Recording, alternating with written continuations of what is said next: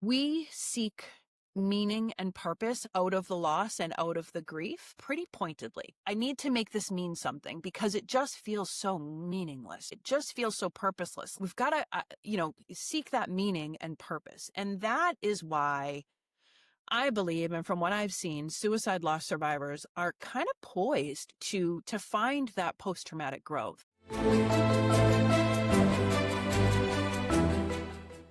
Happens when grief reshapes not only who we are, but what we are called to do. Today's guest is Kim Burditt-Barlett, and her brother John, who was a U.S. Marine Corps veteran, died by suicide in 2010. When that happened, her life changed course, and since then, she has devoted her life to suicide prevention, postvention, and supporting others living with the inevitable weight of sibling loss. Kim's story is one of post-traumatic growth, making meaning, and devotion to care. And I'm so excited to welcome Kim to Grief and Light. Thank you, Nina. I'm so happy to be here. I've listened to many episodes of your podcast, and so much of it has resonated with me personally, my story, and your story as well. So yeah, I'm just honored to be here. It's an absolute honor to have you, Kim, truly. And you are a wealth of information, both professionally and personally through your experience. Could you give our audience an overarching view of your journey? Yeah, thank you. I'll begin the day that John died. In a very foreign but clear sense, that day I knew everything changes today. Everything changes. I don't think I had any concept of what that everything entailed. So this was not my career before. I think there's a very clear demarcation, right? Like there's before the death and after the death. And those are very different lives, right? They feel like a completely different lifetime. This was not my career beforehand. I was working part-time in marketing or graphic design and raising my kiddos. They were little then. And if you told me back then, you gave me a glimpse of today, never in a million years. It was just not my interest, honestly. It was not my professional background. It was not my educational background. But that day, everything changed. And it might have been about 6 weeks after John died. I remember I was standing in my kitchen, so I was awake. It wasn't a dream. But I had this almost like I can't explain it, almost a vision or a something. I'm going to do something with this. And this was suicide. And mind you, I knew nothing about it beforehand, right? You know, before my brother died by suicide, I think I peripherally knew some people who either had lost a loved one or in high school, you know, maybe we heard of an attempt, but it just was not something that was in our lives. So for me to have that thought that I'm going to do something with this was, again, another foreign feeling of like, well, what's that going to be like? I'm not equipped. So I live in New England. I was in Massachusetts at the time. I'm in southern New Hampshire now. And Massachusetts is pretty resource rich for supporting survivors of suicide loss. And my family got plugged into support pretty quickly. And that organization that was providing the support, about a year after John died, my dad was getting their email newsletter and he sent me the newsletter and he said, they're looking for a part-time trainer for suicide prevention. You should apply. And I was like, that is not my background. That is not my bachelor's was in communications. And it was a particular position that was training at the time in our country and in the state of Massachusetts. Older adults were the highest suicide rate. So the state had funded some particular development of trainings to train gatekeepers of older adults. So, for example, folks in nursing homes and assisted living facilities, you know, because they see those folks day in, day out. And so train them in what risk and suicidality looks like. And that was really my first foray into being able to do something in the field. And it was good because it was in the world of suicide and prevention focus, but it wasn't too close to my story.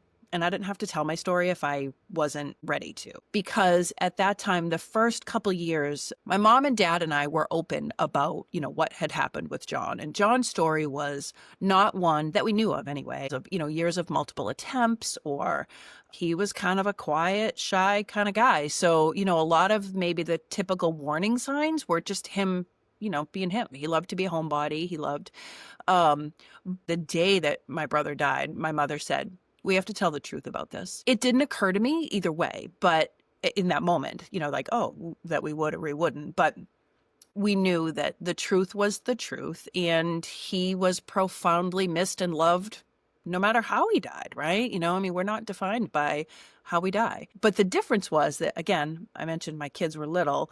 I did not know how to tell my children the truth. I know now. If I could go back, I would give myself some words. But when John died, the kids were almost 7 and 9.5. And yeah, I didn't know how to explain it to them. I knew that eventually I would have to, because it's part of our family mental history. So about a year and a half, 2 years into, losing John, I had that opportunity to tell my kids. It was, something that had come into their lives and I needed to tell them. And that's when we were able to be fully open as a family. Up until that point, it was really hard because, I was volunteering and I was working in the field and, we were kind of hush hush about, what exactly Mama was doing, or, we didn't use the word in the house. And that was really, really hard. That was an additional burden that if I could go back and change some things, I would focus on that, because that just made it all the harder. But once my kids were told age appropriately what had happened and were told that they can ask questions, as they have them. And that's the most amazing thing about kids. I think sometimes adults, we think we have to sort of vomit out the whole story to them, and they don't need that. They want to know what they want to know, and, they'll ask more when they want to know more. And that's exactly what my kids did. So that first part-time job led to me meeting someone who really made this a career change for me. A woman that I met was working for an organization called TAPS, which is the Tragedy Assistance Program for Survivors, and they provide support to families of the military's fallen.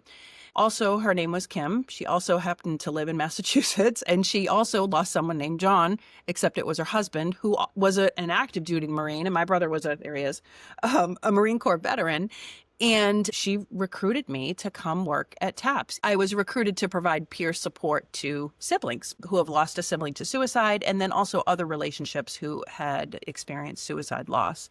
I was with TAPS for almost 10 years, and that was transformative for me, because for us, it feels like our house is aflame, right? Like, our life is completely turned upside down and you don't know how you're going to survive this. How is your family going to endure this? What else is coming? The world just didn't feel safe after John died. And so having the opportunity to support other lost survivors in those moments, I don't have a prescription of, here's what you do. And then when you do that, then you do this and then you'll feel better, right? Grief doesn't work that way. So, but it was just such a privilege to walk alongside and learn from them, right? There are so many commonalities about grief that it's the great equalizer. We all love and we're all going to lose someone that we love. That is as sure as life and death, right? It was just such a privilege to learn all the ways that people emote and grieve and process, good, bad, or indifferent, right? We all have coping skills. Some are maybe not as healthy as others, and we bring ourselves to every experience that we go through. And so, it was just an incredible privilege and was so amazing for me in my own grief, because I was working amongst other people who had experienced loss and are supporting grievers, right? So like, wounded healers, right? That was such an incredible example, because I don't think that was ever something I had on my radar, that not only could I help other people, I mean, I think I understood that, but I would be healing alongside them because of that help and because of that sort of reciprocal relationship. And it's the most amazing thing to be a peer to someone. And I'm an expert in my own grief, and that's it. Nobody else is, to be able to get to know these folks. And to this day, I count many of them as family. I mean, truly, it's just such a privilege. And all of that experience, what has led me to my work now and, what I get to do now, I feel incredibly fortunate, but it's never lost on me. Why? Right? The reason is because my brother died. And, it's, I keep using the word privilege, but really that's how I feel. I am just so fortunate. I wouldn't say it's not all luck. I've put some work in. I went back to school and got a master's degree, but it's never lost on me that life not lived. I don't know what it would look like if John was here today. I would give my left arm and I'm a lefty, what that life would have been like, but I don't get that choice. Instead, I have the honor of helping others, and, it's a living legacy to him. So Thank you that so was it. much, Kim. And I resonate with so much of what you said. First and foremost, I'm deeply sorry for the loss of John. And I thank you for sharing your story in relation to your relationship with your only sibling and also who he was. This is how we get to remember them and be his sisters. And my bereaved sister heart goes out to yours, just on a Thank you. human level. Thank you so much for sharing openly and for the work that you do. This episode is going to air on Bereaved Siblings Month. So I invite you to share your perspective about losing your only sibling. If you could give words to that experience, what would you say today? Yeah. So John was almost 11 years younger than me. When he was born, my mom was 38. And so she used to joke, they give babies to young people for a reason, because she was tired. And she had a very different stamina level, I think, raising him. And so I used to joke, it felt like we weren't, but it felt like we were raised by almost like two different sets of parents, because me growing up, I had toast and Cheerios and milk. And John had Teenage Mutant Ninja Turtle cereal and juice boxes and sometimes even Pop-Tarts. Um, so, it was very different. And because of that age difference, I mean, he was going to kindergarten and I was going to the prom, right? Very different. Yeah, it's a big life. The Yeah. life experiences are very different. Yeah. Yeah. And I mean, we were close because we were a close family, but like our life experiences, the things that we could connect around, I would be going on dates in high school, and on the night I had to babysit, so I'd bring him. It was kind of a buffer. It was fun. So but as he got older, that age gap became less and less important, right? And he was 27 when he died, and it was just at the point that he was extremely close with my girls, my kids, but it was getting to the point where we were about to have like a good adult relationship. And when he died, I felt gypped from that. I felt a lot of things, obviously, but I just felt like I just got supremely shortchanged. I didn't have the experience of a best friend sibling growing up, right? Because of that age difference. Yet by nature, a sibling, they are our past, our present, and our future, right? Because in the natural order of things, how things are supposed to be, they are going to be with us as we become adult, as we do all the adult things, we get married, we have kids, whatever, we do all those things. We bury our own parents, right? Like your sibling is there with you, in theory, supposed to be, for all of that. I didn't have that. When John died, that very day, I was working about 40 minutes north of my parents, and John died at home. So as I'm driving down there, I remember thinking, it's all on me now. It is all on me. Every bit of it is on me. And yes, we have extended family. We don't have a big family, but, I was like, this is all on me. And lo and behold, my dad died 6 years later after John. And, it was me and my mom. And of course, I took the brunt of all of the funeral planning and all that because, they were together almost 49 years. And then 6 years after that, in 2022, my mom died.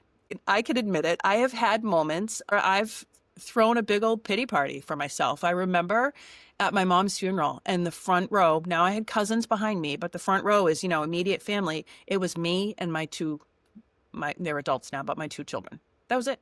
That was it. I had divorced at that point. I'm remarried now. My family has grown again, and that's wonderful. But in that moment, it was just us. And I remember thinking, like, this is so sad. This is pitiful. Like, it's just us. And I had a couple moments of like, yeah, John, if you were here, maybe you would be married, you'd have your own kids, and I wouldn't have to do this completely by myself. I don't know how someone could have prepared me for some of those emotions, but there have been things along the way that I felt like no one told me that, it would feel just as difficult as my own grief as watching my parents grieve their son, right? Like, or it would feel just as heavy that all of these things that are coming in my life, the death of both of my parents, both my children are engaged now, their weddings, again, we don't have a big family. Their uncle isn't there. His, sort of potential family that he would have isn't there. We don't have that. The long-term ripple of that loss, I think, plays out in our lives for the rest of our lives. I don't know how I would have prepared for that, but I wasn't prepared for that. Every time it comes, I'm like, oh, there it is again. There it is again.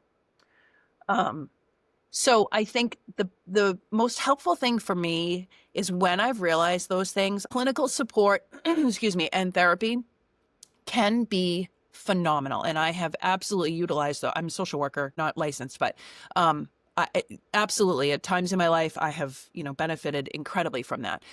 I will be honest though, in my grief, the best thing for me has been peers. When I connect specifically with other siblings and, people who have experienced suicide, those two groups of people have been the most helpful for me because they're the ones who understand all of these types of feelings, right? Even if their details are not exactly the same, our grief experience is so common.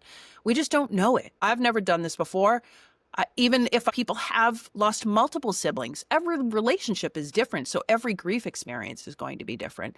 But the most helpful for me when I'm in those moments is when I connect with other siblings. Even now, 15 and a half years out from John's death, other siblings are the ones that I feel like I can speak most freely about this stuff with, and they're the ones that get it. So, as far as what I could offer another sibling, I mean, if you're listening to this podcast, you've got peers. You have already made that incredible step towards making those connections. And I would say continue to do that however you're able to in your life, online, in person. There is something magic. There's like special sauce in those peer connections. And again, no answers, right? No one is going to give me, the magic potion that is going to make me feel better because nothing can, right? And I don't have that expectation.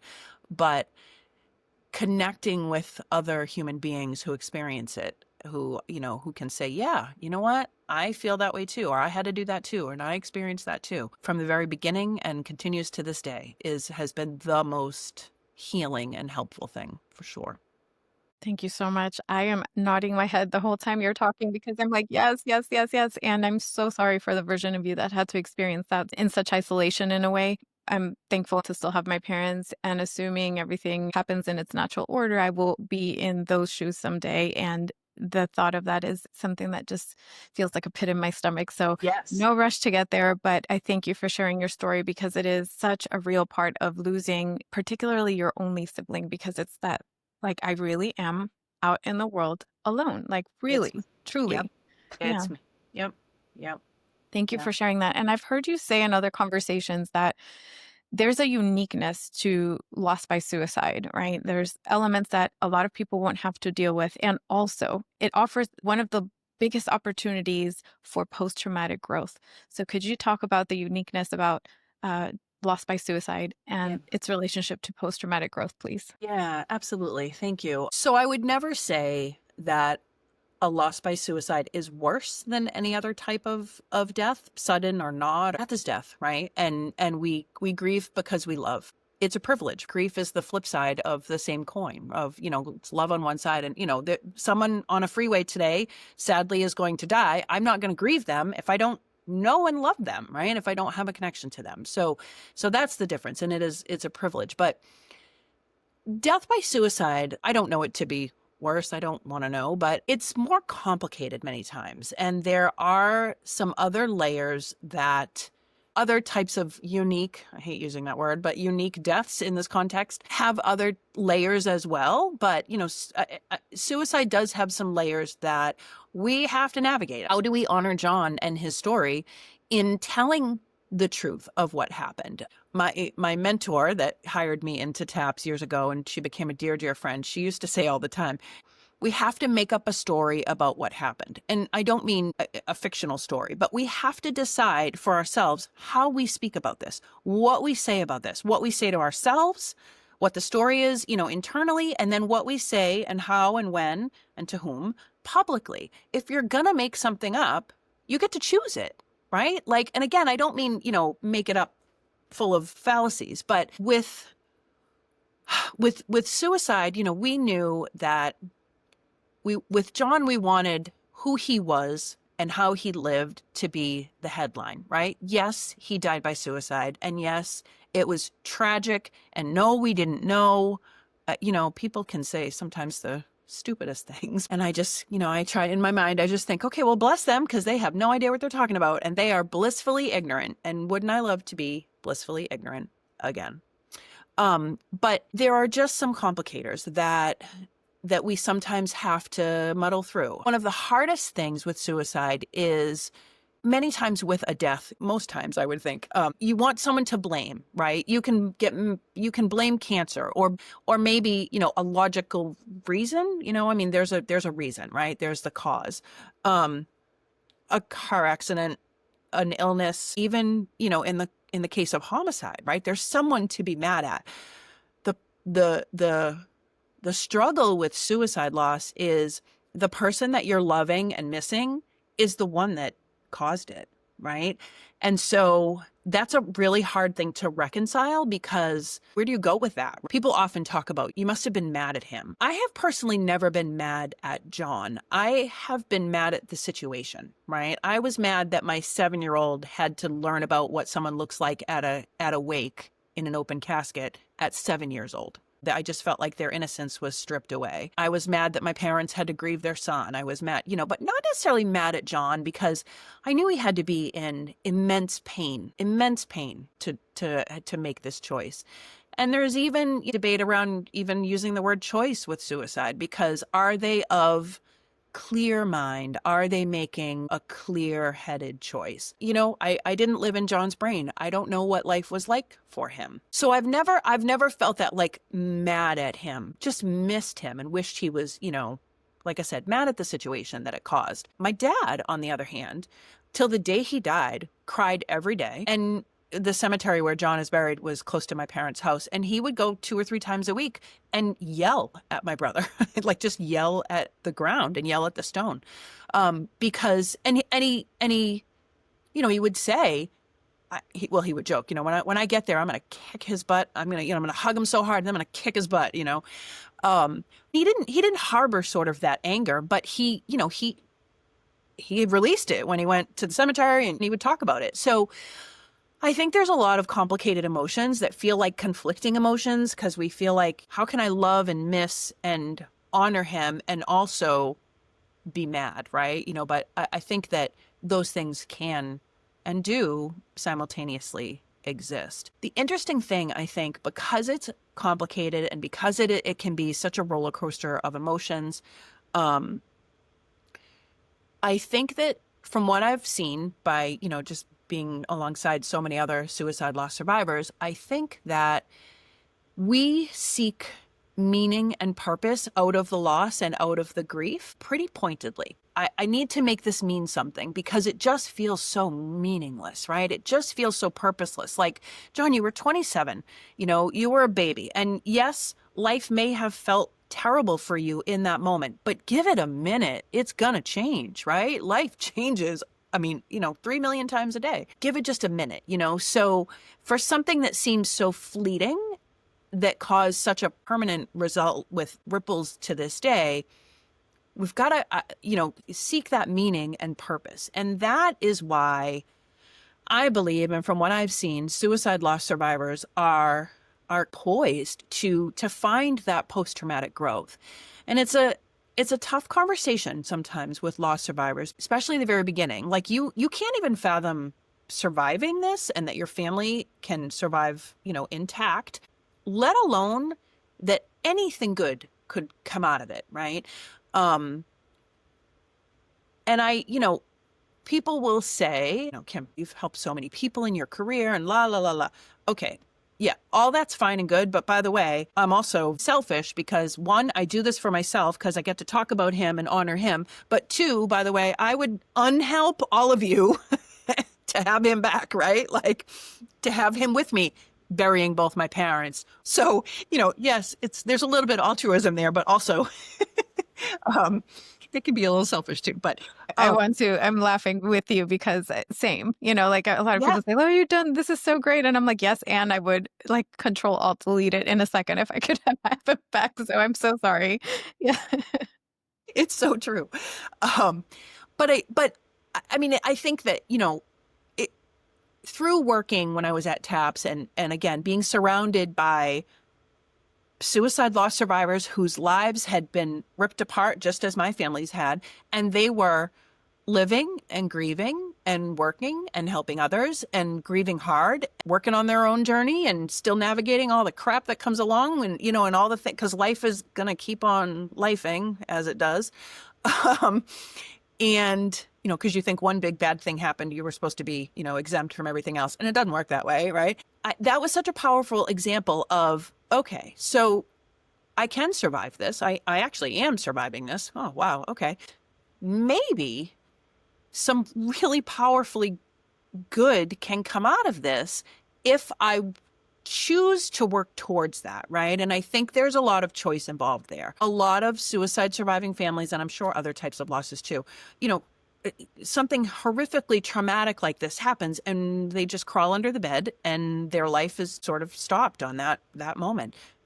And we get that. Like, we get it. I understand why the urge to do that, because I don't want anything else in life to hurt again as profoundly as this did. I think about, my brother would have never wanted that for me. My brother would have never wanted that for my parents. They were very active and volunteering in a lot of ways too. He would have never stood for that. Having an example of people, and again, this is part of the magic of that peer support, right? When I can't fathom that I can survive, I'm watching someone doing it. They are a living, breathing example of hope. And if I don't believe it in the moment, I'm just going to lean on them, right? Because if they can do it, now that I've gotten to know them, yeah, they're pretty awesome, but they're just human too, So if they can do it, then that means that probably I can do it too, or must be possible. So being surrounded by peers like that, I think, was incredibly helpful for me to understand I might be able to even thrive after this. And initially, that almost feels it almost feels like a forbidden thought, or almost like a curse word, right? Oh, I'm not supposed to be happy about this. Well, I'm clearly not happy. However, I'm incredibly grateful and fortunate for all the things I've gotten to do and all the experiences I've had and make a living, by the way, because still there's a mortgage, right? So to be able to do this. And it's because of the loss that I experienced, right? So having a little bit of guidance there and making the choices to healthily learn to adapt this loss into my life. That doesn't mean that I don't miss him, right? That doesn't mean, like I said, that I love that I would control, alt, delete all of it. Boop, gone. But I don't get to do that, right? And the reality is I don't get to do that. I do get to choose what I do now. I didn't choose that this happened, but I get to choose how I respond. And having some say in that, some choice in that, feels empowering when we need that, because, again, this happened to us. We had talk about, feelings of loss of control. Deciding how you're going to address the grief in your life. And I don't mean that everyone needs to change a career and go back to school, or start an amazing podcast, right? Like, that may not be for everyone, and that's okay. But there are ways that you get to choose in your life how you want to walk out where this sits in the rest of your life. And that is post-traumatic growth. It doesn't have to look giant. I'll tell a very quick story. There's someone I met through TAPS. He actually ended up becoming best friends with my dad. He has the same last name as my two children, so they're adopted grandparents now. These two folks. He lost his grandson, who was a Marine, to suicide. His name is Dana. He was a recluse and after Vietnam, and losing his grandson, he would say this to you, really helped him heal and brought him out of his shell. Again, he would give it all away if he could have Daniel back. But his expression, one of the most profound changes in him from his healing journey after losing Daniel, is what he does every single day. He chooses someone in his life to tell them that he loves them. And it might be your lucky day when you get a text that says, hey, has anyone told you that they love you yet today? I love you. And every single day he does that for someone. Now, for him, that's a connection to Daniel, right? Because he knows he does that with Daniel in his heart and in his mind. But it is incredibly helpful to him too, because that's an active example of his healing when that wasn't the person he was before. And he's chosen that. And he still, of course, grieves Daniel. Of course he does. But He gets to love on people so freely. And then what happens? I mean, we just love on him right back, right? That to me is just such an incredible example of post-traumatic growth, because that's not who he was. And he wouldn't have become that person if it wasn't for the trauma, right? In my own life, I know, and what I've seen from others, that suicide loss, we search for that meaning, we search for that purpose, and you experience that growth where the trauma doesn't define you.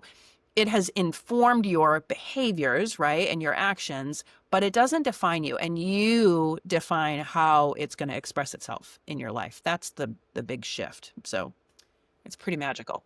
Thank you for sharing that story. It's made me laugh. It's also beautiful. And if you think about it, in the conversations that I've had with suicide loss survivors, a lot of it is that connection. There was a deep sense of isolation, regardless of whether they had family, regardless if they were actually physically isolated. You could be in a crowded room and feel completely alone. And I hear the sentiment of not being seen, not feeling connected. The signs are incredibly hard to read because each person is their own world. Our inner worlds tend to be very rich, and a lot of times people don't notice them. So it's very layered, like you said, the loss by suicide and other stigmatized losses, like in my case with a loss to substance-related causes. So not all grief carries trauma, but definitely all trauma carries grief. Yes. And navigating those layers of not just the sorrow and bereavement of, my goodness, I lost my person, now what, the permanency, all how that the ripple effect that you talked about, and also there are incredibly traumatic elements, and I don't know why this is what I'm about to say, that the kind of more bizarre or harsh the passing, the weirder the comments that people get. I don't understand why people feel the need to say like just the most bizarre things. It speaks to our inability to sit with it or just even put ourselves in somebody else's shoes. Not that I would want anybody in these shoes, but it's the reality that a lot of people express. And to your point, I speak with people who, especially that first year, they don't say how the person died, myself included. I was like, oh, I think it was a heart attack, or I have no idea, because you're not ready to own that story or even know how to share it. Right. So I love that you touched on all of these elements, because you don't owe anybody anything other than what you're ready to share, if you're ready to share it in the manner in which you're ready to share it. And also the post-traumatic growth. I appreciate how it's part of the evolution of the person that I'm talking with today, and all the wonderful things you do with various organizations that I do want to make sure that we have time to talk about. One of those being the Black Box Project and Stop Soldier Suicide. So if you could just give like a high-level explanation of what both of those entail, and Yeah. we'll take it from there. Okay. Thank you for that. I appreciate that. Yeah, I'm just thinking about the horrible things that people say, because we're just such a grief avoidant society. It's an episode in and of itself. Right? I mean, and it's so funny because everyone is going to know someone that dies. Like, it's just anyway, it's just such a strange thing. So through my work, and again, a majority of my work was with, that organization TAPS, almost 10 years, working with bereaved military families. But specifically, I was working in what we call the suicide postvention team, which was caring for, families who had experienced suicide. That led to where I am now, another nonprofit. It's called Stop Soldier Suicide. And they were founded 15 years ago, actually, the year my brother died, because by 3 Army vets, actually, who came home from deployments, and they were just sick of losing their buddies to suicide. Here they are surviving, these horrible deployments and combat, and, they come home and they're losing their friends. So they wanted to do something. It started almost, in a real kind of grassroots kind of way, grew to providing some sort of coaching. And now it is a very different clinical model that we provide clinical treatment, free, confidential, telemental health care to active duty and veterans. And it's suicide specific. So our clinicians, and that's the side of the house of Stop Soldier Suicide that I don't really work on, but our clinicians are specifically trained for folks who are dealing with, suicidal issues. The average mental health counselor, social worker, and I know this because I went through that training, we don't get much in suicide prevention. You'd be surprised. I was shocked. I mean, just from my own experience professionally, I knew way more about suicide prevention and grief, actually. We don't get a lot of grief training, but I knew way more than my professors did. But our clinicians, like I said, are specifically trained for that. And that whole side of the house, we call it our wellness operation, and that's called Roger. It's branded as Roger. So if folks go to stopsoldiersuicide.org, they would see something called Roger or goroger.org, and that's how people can engage with help for that. So again, active duty veterans, if you are wearing or have ever worn a U.S. military uniform, you can engage in our care. And I want to take a moment here because I found it very serendipitous that when we communicated, you and I, Kim, via email a few weeks ago, I had just finished recording an episode with the surviving spouse of somebody who was in the military who died by suicide. And one thing that we touched on that I want to get your perspective on is she said there's little to no support in her opinion and in her experience. So I can't speak to this experience overall, but this is the way the conversation unfolded, that the families are not as involved in the mental health care of their person who is entering civilian life. And I commented, I wish there was some kind of like off ramp into civilian life where the person is guided, the families are guided in that transition, because how do you go from a nervous system that is ready for combat, that is in a completely different mindset, to, hey, let's go to a barbecue on Sunday and the kids' football game or whatever. So it's like that shift needs to be managed somehow. And I'm curious about your opinion on that. It's interesting because each branch has, I think, they have maybe their own programs for sort of the, that transitioning and the support that they get. But, when you are part of the military, and I've never served, but my dad did, obviously my brother and my ex-husband, but when you are part of the military, you are specifically trained that you are part of a larger whole, right? So military will have phrases like, you're only as strong as your weakest link. You hear about like brotherhood but truly, like, you have a job and it matters, and X, Y, and Z after your job can't happen if you don't do your job right. And in combat, your brothers and sisters on the left and the right, they are depending on you with their lives as you are them, right? So there is this connection that really serves as like a protective factor, right? I am part of something much larger than me, and it won't work without me. And it won't work without that person and that person and that person and that person. So that serves, like I said, as a really strong protective factor. You get out into the real world, in the civilian world, average employment, it is not like that, right? Like, out in the world, everyone is replaceable. Depending on your job, there may be 4 people lined up that would take it right behind you if you weren't there. So it's a shock to a system. It really is. In addition, like you said, to be, combat ready and to have to compartmentalize all of the emotions of, what you've just seen, and then you have to continue on and be mission ready. The interesting thing is, I don't know the latest statistic. I believe it's about 50%. You might have to fact check me on this. About 50%, or it could be more at this point, of active duty who die by suicide did not see combat. We have this concept that it's combat, it's PTSD, it's trauma. It doesn't look like that, right? The numbers don't fully support that. So, but the military experience, being a veteran, you are, I believe it's 52% more likely to die by suicide than a civilian because of your service, regardless of what that service was, right? Whether you were deployed or not deployed or in theater or, it's the overall experience. I talked about we're a grief avoidant society. Well, we're a pretty emotion avoidant society too, in culture. And part of that in military culture is because, to your point, they have to be mission and combat ready.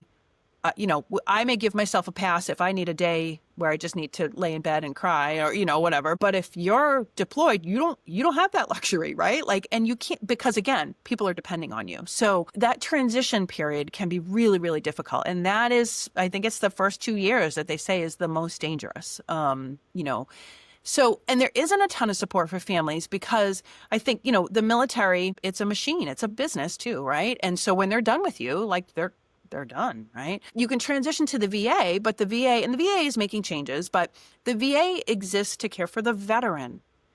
Maybe not necessarily are they funded as they need to be, but to provide care for the family, when the family is the one that is providing the most support, sees, the most if there are behavioral changes, or they're the ones that are experiencing all of that. So there are, I mean, there's nonprofits out there that are providing some of that support and helping with that. And anyone with, any veteran family members, I encourage you, find the ones that are providing what, you need. And if it doesn't feel like a fit, don't give up. Keep looking for other ones because they're out there. And from what I've learned, with veterans is that peer connection, again, very similar, is everything, because they speak the same language. It's that same culture, and they really feel supported by getting with each other when, again, similar to what I have experienced, or a suicide loss survivor would experience.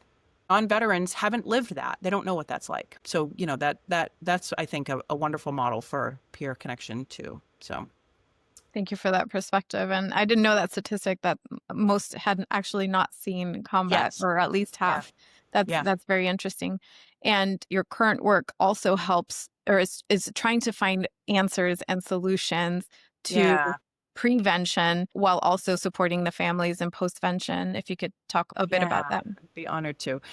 So a program of Stop Soldier Suicide is what I get to work on. It's called the Black Box Project. And if you think about in aviation, what a black box is, right? We understand what a black box is. When there is an aircraft accident, that black box will tell us what happened in the moments, the minutes, the hours, the days, months, and even year before that happened. In this context, the black box is smartphones, digital devices, tablets, iPads, and laptops. And what we are doing in this project is borrowing those devices from families who have lost a loved one to suicide. We borrow their loved one's devices, copy the data that lives on them. We do not connect them to the internet. We don't log into apps. But much like a hard drive or a desktop computer, they do save a fair amount of info. So we copy what lives on them. We immediately depersonalize and de-identify that data. So anything that is that would link back to a human being is redacted. Anything that might resemble, I don't think my social security number is in my phone, but maybe, I don't know. That would be redacted. That would, So then all of that data gets pooled. And that data lake is what we are analyzing, looking for behavioral trends and patterns in digital behavior that can show us, one, can we understand suicide better? Can we understand what increasing risk and crisis looks like in someone's digital life? And will that reveal places for intervention? When we started this project, so it's about 4 years old, I have been with Stop Soldier Suicide specifically on this project since March of 2023. When they started the project, there were three things that they felt like we weren't sure, that we really needed to kind of proof of concept. Will families do this? Will families loan us their loved ones' devices? This is a ginormous ask. We know that, right? It is huge. For me to say, hi, Mr. and Mrs. Smith, will you trust me? And by the way, I'm in New England, but our digital forensics lab is in North Carolina. So will you send your loved one's devices via FedEx that I'll pay for, but still via FedEx to my lab that you've never seen me in person and you've never met those folks. And then we're going to copy the data and we're going to send that device back to you. It is a huge ask. We know that. Will families do this? And they will. We are just at about 140 families at this point that have loaned us well over 200 devices. Some folks give us multiple devices. And why do they do it? The meaning and purpose in searching for that after a loss like this. To make it matter a little bit. I can't change what happened in my family. I can't change what happened in someone else's family. But this data can contribute to something that will perhaps save someone else. And we firmly believe that. We had to find out, will families do this? And they will. The second thing was, can we wrangle the data? As you may imagine, it is a beast to manage this data. If you think about just one example, all of the different ways that we can communicate out on our phone, right? So we immediately think about like texting, email, right? Think about all the different apps that you can message in. WhatsApp, Facebook, Instagram, TikTok, Snapchat. Like, there's so many of them. Well, they all don't work the same way. They don't even all have the same like to and from field or something like that. So to be able to wrangle all that and synthesize it so they can make sense of it was a ginormous task. Well, We've got some really big brained data scientists on our staff. They've been able to figure that out, and we're using machine learning to help with this. And then the third part was, okay, so families will do this. We can wrangle the data. Is there actionable insights in there? We had some pretty strong hunches, like, can we learn from this? And is it stuff that is going to benefit the field? Is it not just stuff that maybe the field already knows? And we were pleasantly surprised in that, yes, there is actionable stuff in there, meaning what this is teaching us, what we're learning is there's going to be clear places where we can build interventions digitally that maybe, if a phone is starting to show behavior of ABC, then something can be created to happen, right? That can function as an intervention. It doesn't necessarily need to be 911, but I mean, this thing, when I fall down the stairs, it knows and it can get me help. So there's got to be ways that we can build life-saving interventions. If I'm the user, and maybe it becomes standard in our iPhones or whatever, I create what will happen in my phone if my digital behavior is showing behavior that is known to increase risk. Maybe I create something. Maybe it sends a message to my loved one. Maybe it pops up a picture of my dog. I don't know. You know what I mean? Like a reminder of why I want to live and why I'm, taking care of myself. And so the sky's the limit with the type of interventions that we can build. But we're still at the very beginning of this project, believe it or not, because, a research project like this it's huge. It's a very big undertaking. It takes a long time, to create the scaffolding of what we've built so far. And we, are just actively collecting data now to increase those findings. My role in all of that is not on the tech side. Thank goodness. It's a lot. But the white paper that we recently released with our findings, we are getting the attention of some pretty well-known folks in the suicide prevention and suicide research world, which is wonderful because we're going to partner with other folks looking at the same things like our digital lives and how that impacts everything else that we do and vice versa. That's really going to explode the project, we hope. But my manager says I have the hardest job. I don't think so at all. It's a privilege. My role is to engage with families and get to share this project and explore it with them. That's really my request is that, if anyone is willing to just explore the project with me and to determine if it's something that feels right for their family. Again, some families, it's immediate in that they see it and they're like, yes, I had a mom loan us her son's device a month ago and she immediately was like, I want his data part of this because this is gonna matter. This is gonna change things and this is gonna impact the entire field. And I want his name attached to this. I want him a part of this. Other families, it's again, we know, like I said, it is a huge ask. The weightiness of this is not lost on us at all.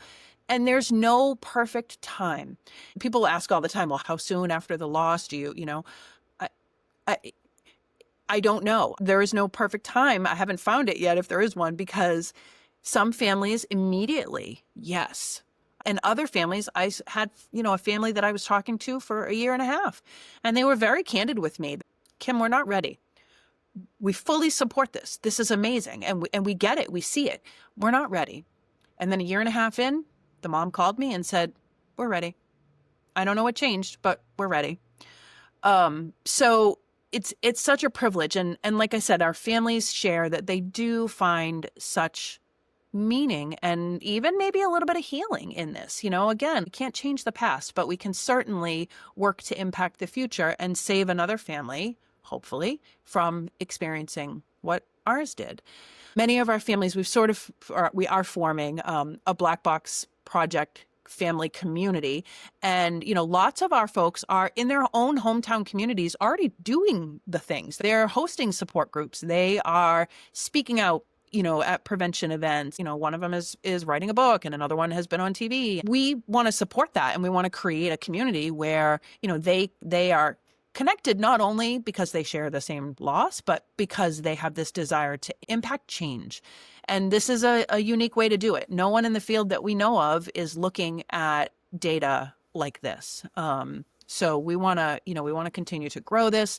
We want to continue to grow the community of loss survivors because, again, there's that peer, that little special sauce that happens in that process too. And make this available to the field, because data in suicide prevention, probably like many research topics, is just really siloed. Everyone's kind of doing their own little thing, and everyone can benefit so much from learning from each other. So that's our ultimate goal is, we're not going to keep this. We're going to release it to the world and make sure that it makes an impact and it gets to the folks that are affecting change. So this is open to all families who have lost a loved one to suicide, not just military or veteran families. Any family who has lost a loved one, and if the devices are newish within the last 10 to 12 years, that's ideal. And if devices are locked, I'm trying to think of all the questions that people typically ask. If devices are locked, we are usually able to unlock them for you without a court order, because you have possession of them and you're loaning them to us. We have a consent form that folks will sign. But in most cases, we're able to unlock a device. And if we do unlock that device, we will return the device to you separately. I'll email you, what the digital forensics team found for the PIN or the shape code or, however it is to unlock that device. We don't ever create a report of what we have found on any one device for a few reasons. There really wouldn't be any way for us to filter the data and come up with like, oh, here's the why, right? I get that, because as a loss survivor myself, if there's a why in there that, or if there's something in there that could answer my question, by why, that would be incredible. There's no way for us to actually do that in the process of the project, but also it would be pretty unethical of us to try to do that, because my digital life is just one piece of me, right? Like what I do on my phone would never tell the whole story of my life, would never tell the whole story of how I lived and how I loved and my relationships. So while it is an incredibly important piece and the perspective of this project, and we're going to learn tons from it, and we are learning, it's not the whole story, right? So for us to look at digital device and say this is what happened, that just wouldn't, it couldn't be true. So this is one piece, but there's many different sides to them. So Thank you. And I appreciate your out of the box thinking, pun intended, because truly there's so much that we're doing collectively to support, people's mental health and postvention and all these things. And it doesn't feel like enough sometimes. There has to be more. We have to get more savvy with how we put patterns together while respecting people's privacy. I do appreciate that you, de-identify the data. Yep. And a lot of it is redacted, and it's very mindfully conducted research, because we're not here to accuse or, create stories that are not there. It's more like, hey, what's showing up? What patterns are we seeing that maybe could indicate something that we could intervene so we save lives ultimately? So I really appreciate that. And if people wanted to learn more, where could they find more information?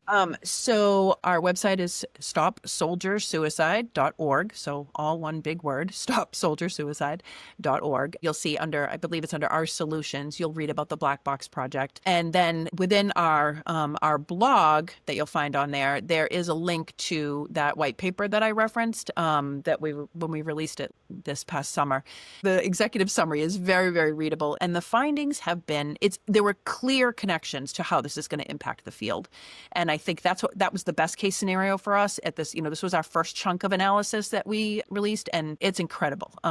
It's just the beginning. And my role is to engage with families, and that's my favorite thing. People can connect with me right through our website, through the Black Box Project page. You can schedule time with me, which I would love, because like I said, my request is just explore it and learn about it. And even if a family doesn't have their loved ones' devices anymore, I would still love to share this with them, because birds of a feather, we suicide loss survivors in our community, traumatic loss survivors, we do find each other to connect with each other. And, the more that people are aware of this, the more it can grow. And I've had a few different responses with folks who aren't able to participate because they don't own the devices, but they'll say, I am so glad this work is being done, because these things do know a lot about us. And to use that for good in positive ways, I'm just so glad that someone is doing this, and we are committed. We're in this, and we want to impact this in actionable, tangible ways. The problem of suicide, the needle hasn't really moved in the last 20, 30 years, and we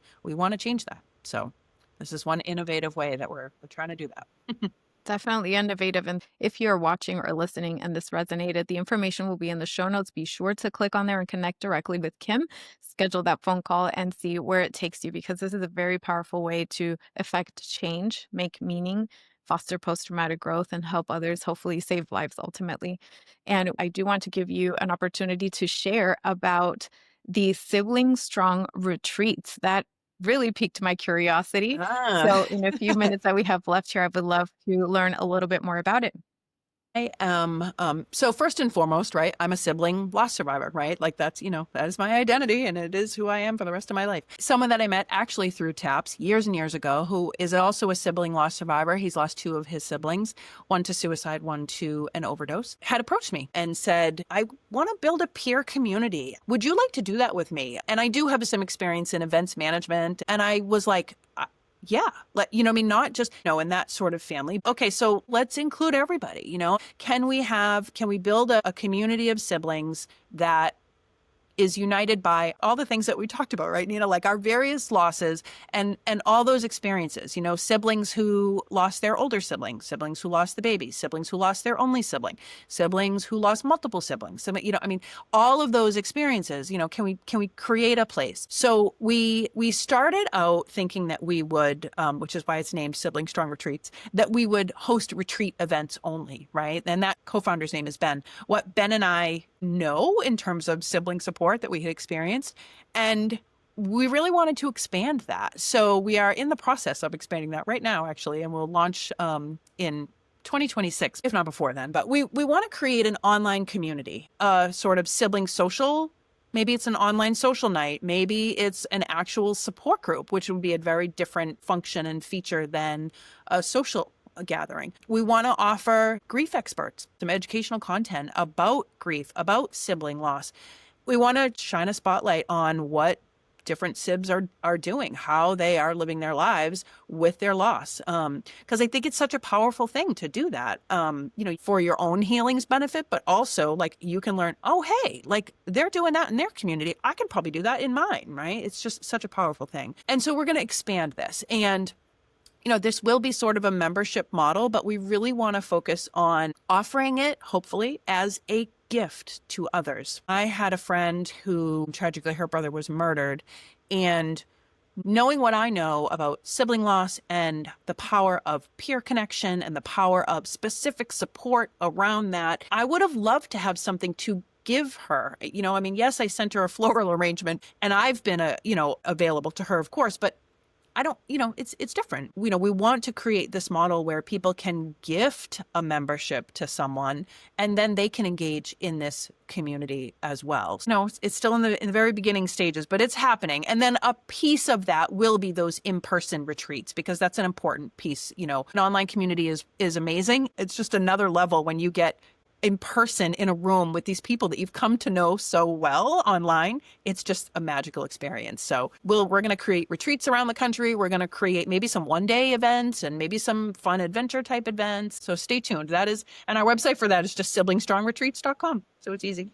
Will also be linked in the show notes, and their early bereaved sister in me is smiling because this is exactly what she was looking for back then. And I'm so happy that this exists and will continue to grow and expand in so many ways. And it sounds so meaningful. I would love to be a part of that community, contribute to the community, Awesome. however we can collaborate. That would be amazing, because this is just making my heart happy and healing just to even hear about this. So thank you so much, Kim. And I want to give you the floor to share anything that maybe we didn't touch on, but you want to include in the conversation. And if there's nothing, that's perfectly fine. We'll go ahead and get to the end here. We talked about the gamut. Losing a sibling, and, maybe for me, my only sibling, my younger sibling, the manner in which he died, that it was suicide. Each of those things are so defining and impactful in my grief. If I were to leave words of unsolicited wisdom or unsolicited advice to any sibling, I could not fathom what life would look like without being a part of a grieving family for the rest of, my life, for the rest of my parents' lives. And we're not supposed to. We're not given a manual with this when this happens. And I think that connecting with others, podcasts, support groups, an online community, right? All of those things. Yes, you have to take those steps to do it, and it's courageous to do it, and it's scary, but it's so worth it. It is so, so worth it. And you get to engage as much or as little as you want in your own timing, but I don't know of anything that has helped me, and what I can say for my parents too, more. It's just so, so powerful. And I don't know how I would have, done anything that I've been able to do, or, to the healing that I've experienced without the support of others. Yeah. It Beautiful. takes a village. It really does. Yes, it takes it. And we're lucky that we live in this, age where we can connect digitally. Some of my strongest supporters have been across the world, and we've connected digitally Incredible. and also in Right? person. So, final question, Kim. What would Kim today say to the version of Kim that learned about her brother's loss? Oh, buckle your seatbelt. um, no, just so much good would be coming. If I could speak to, that me the week that he died, when just everything felt completely out of control and completely scary and nothing felt safe anymore, that your world will right itself again. Never okay again, but also it'll be okay. Profoundly forever changed. I get to live a life to honor him, and also honor myself and my family, and grow in my own, in my own life too. It's such a privilege. It really is. And yeah, hold on is what I would say. Hold on, because good is coming. Good will come. So It certainly is a right. Thank you so much, Kim, for all you do. It has been an absolute honor. Thank you for being you. thank you.